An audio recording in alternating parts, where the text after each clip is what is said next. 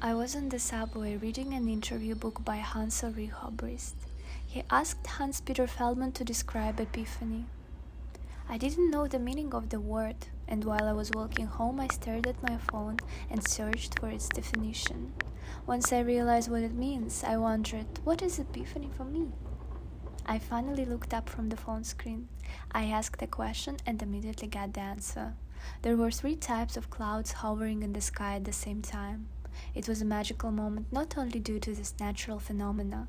These celestial bodies reminded me of an abstract painting Peacefulness I set as a desktop image on my laptop at that time. I wasn't even aware of its author. A few weeks after, I was standing in Jason Craighead's studio, interviewing him in front of the works that touched my heart.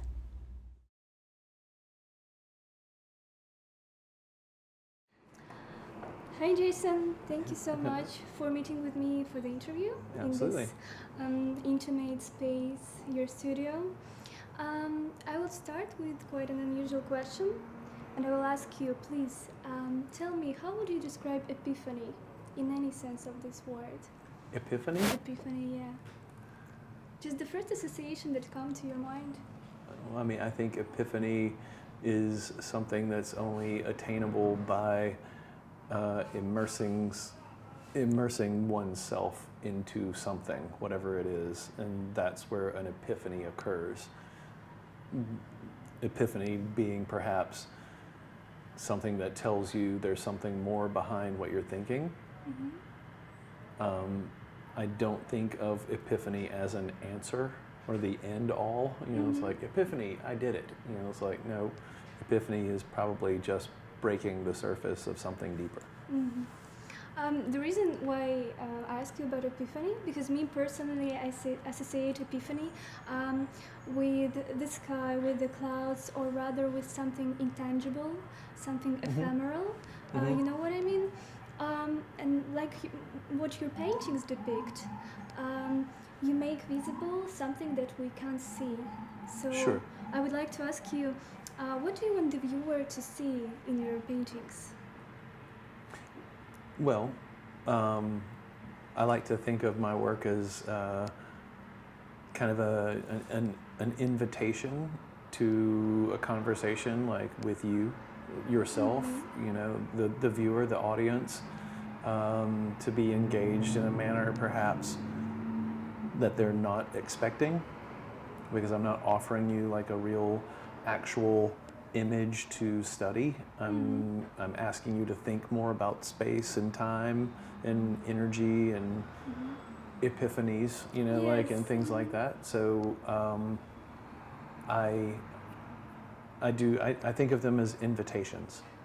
And what you said about Epiphany, it allows you to immerse, Exactly. Like your paintings, they very immersive. Yeah, they take patience and quiet and time. Like, you can't just walk by and be like, there it is. And it's like, no, you have to be engaged. Yeah, and it seems that they create a very close relationship with someone who's standing in front of them. Yeah.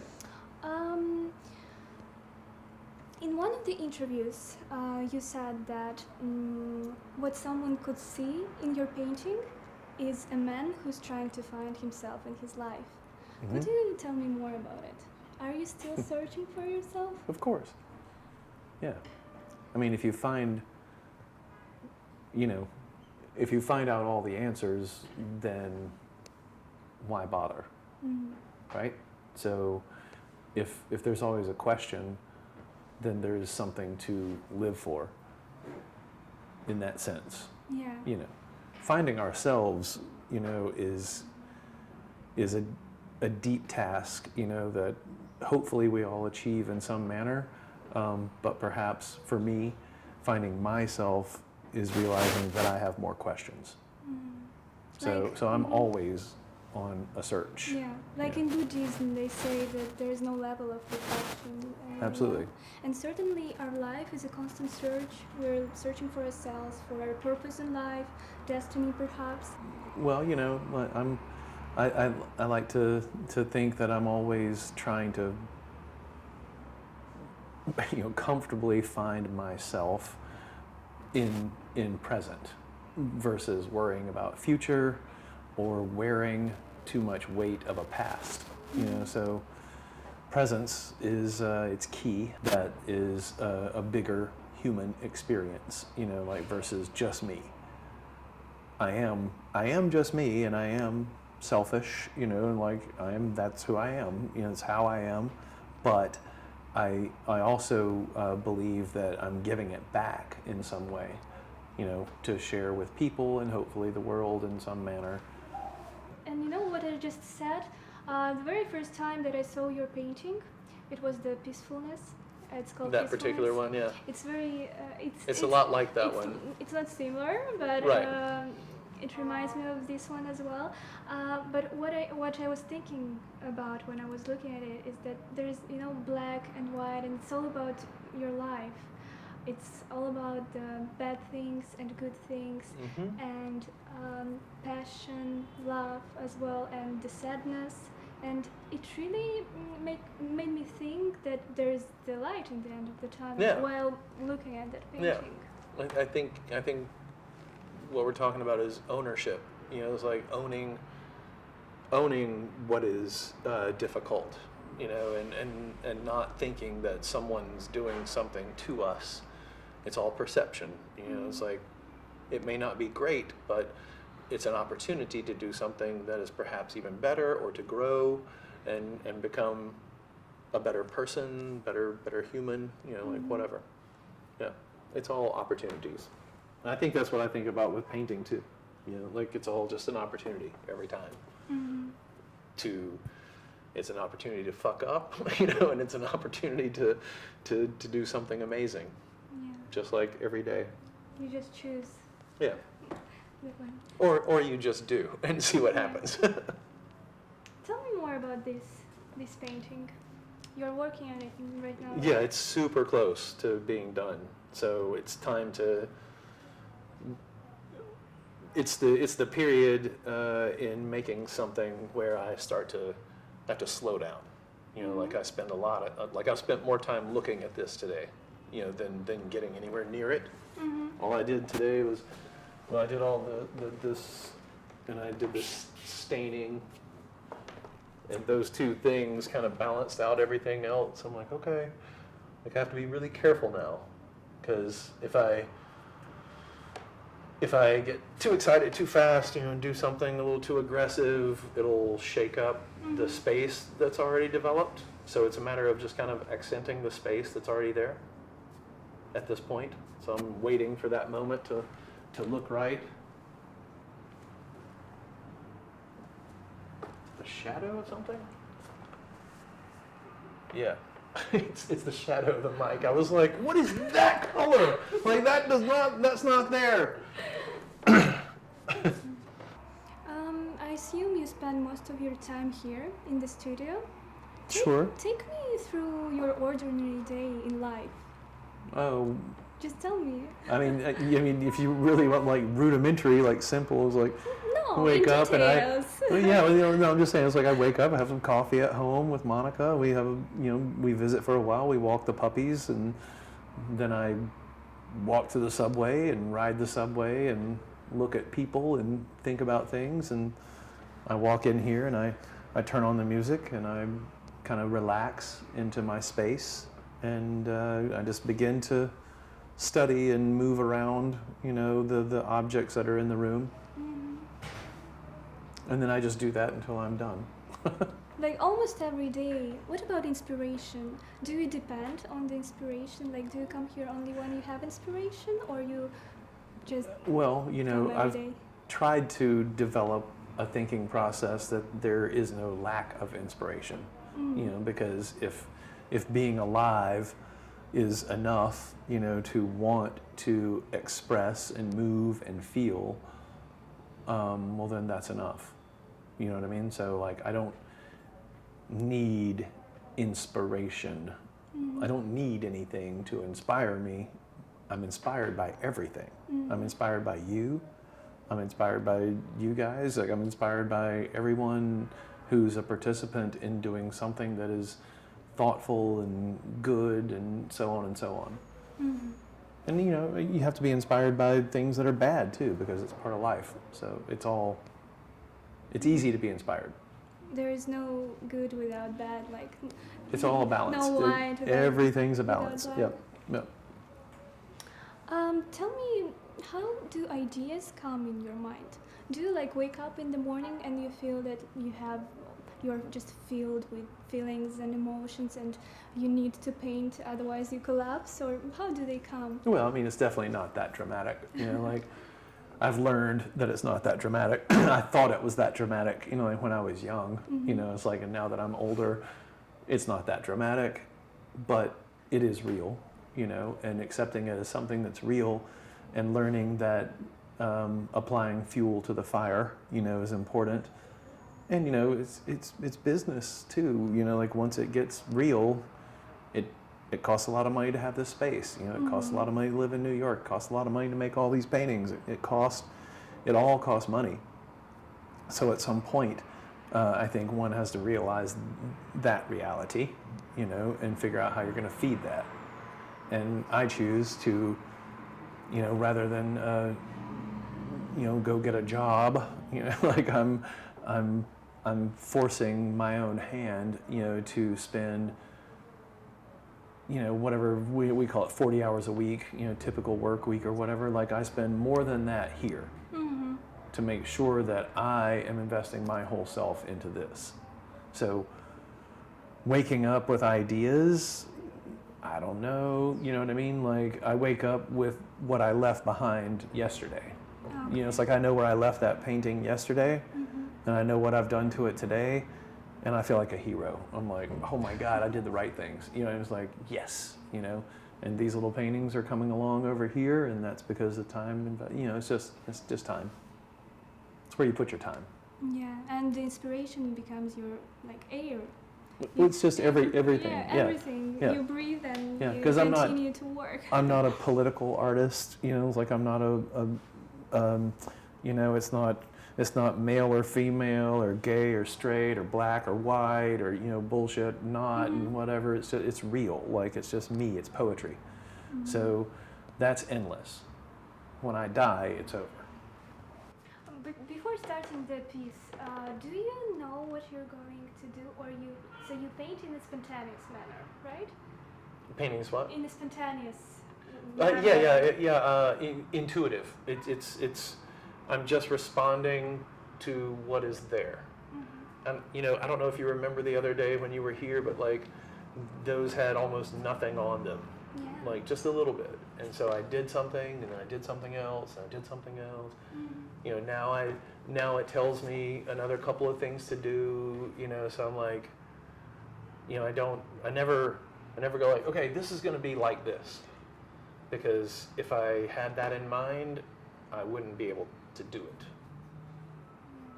And as you said, the best things happens. The accidents, yeah. It's like I was going to bring that up again. I was like, that is perfect. I'll never ever do it again. You know what I mean? Yeah. Like, and this is proof. This work, where did you take it from?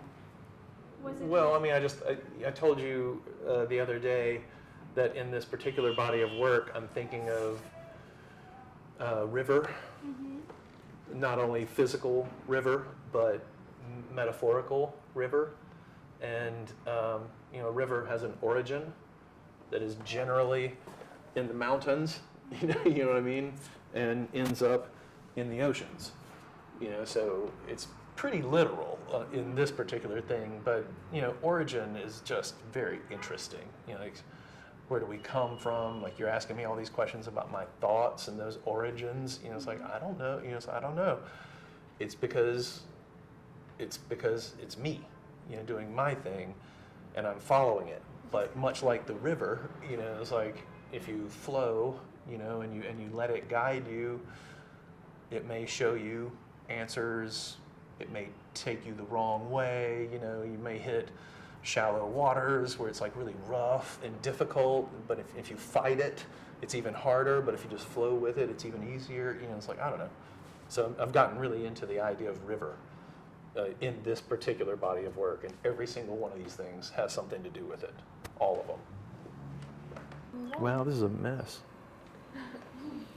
I never look at it. like that. You know, I just use it. It's like a giant tool for me.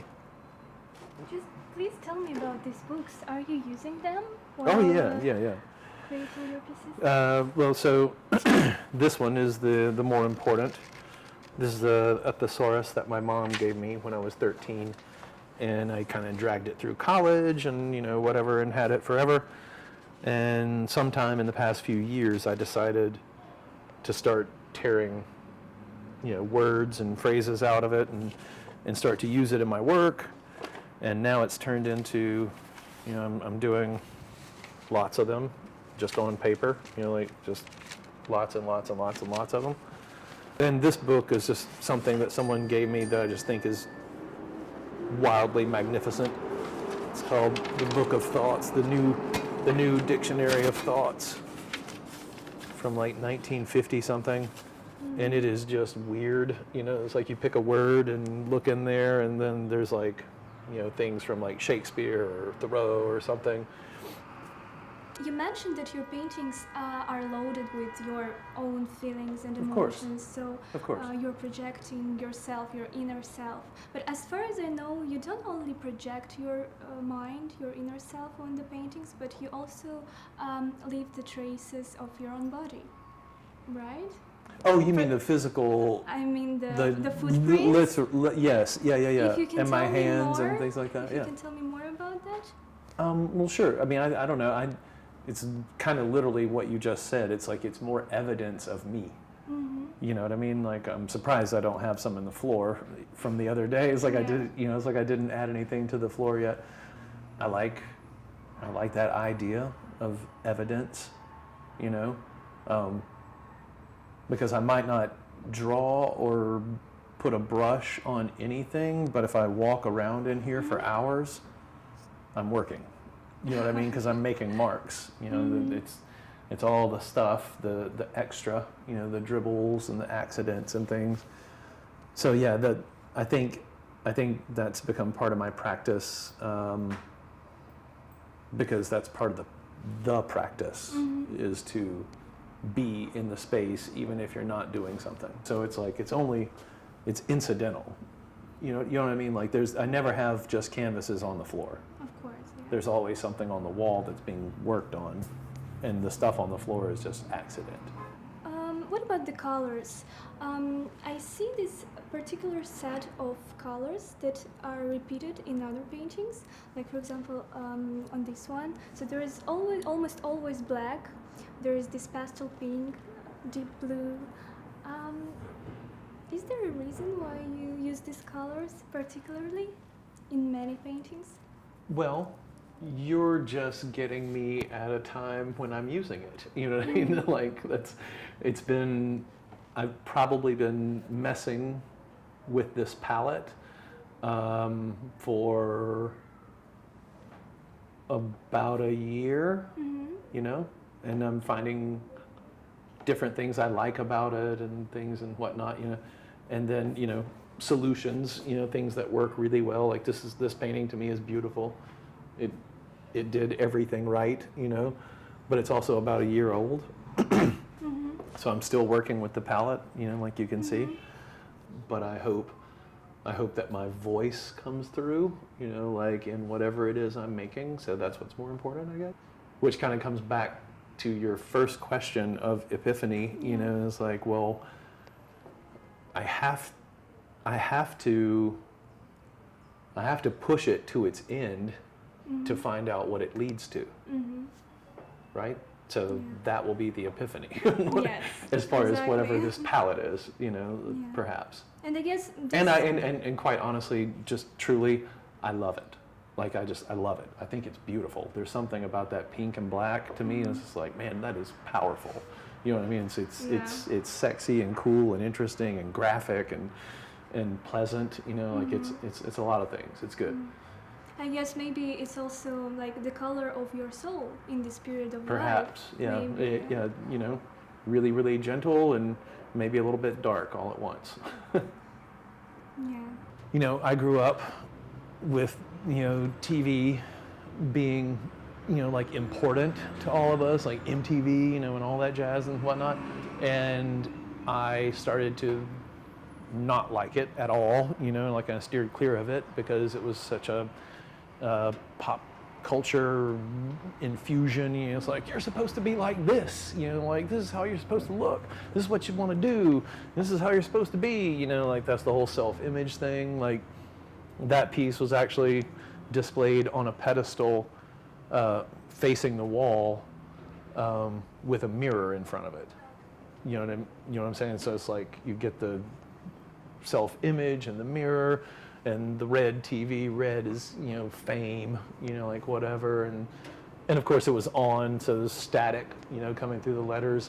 It was fun. It was a fun way to do something that is kind of dealing with icons, like a physical icon that we know, the TV, and then the whole thing about like $1 million, it's like, you look like $1 million.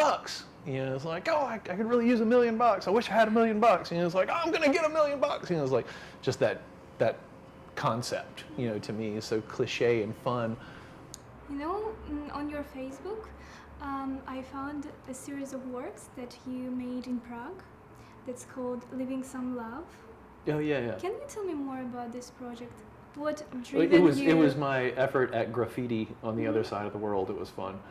I mean, all I did, I just made little pieces on paper each day out of flowers that were on the table or whatever, and scribbled and wrote that phrase, if you love, then love, and I just went and put them all over the place in Prague and Barcelona. Leaving some love, that was me leaving some love.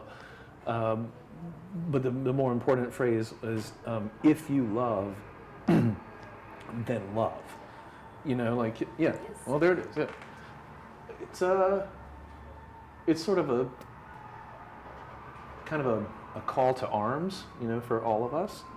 It's like if you think you know what love is or what it feels like or blah blah, it's the most important thing we can do. True. Yeah. And I think that love is a good point to finish our interview. Perfect. Just let me ask you the very last question. If you could, what would you say to yourself in the past? The first thing that comes to your mind. Be gentler. Good answer. Yeah. Thank you so much. Sure. Thank you.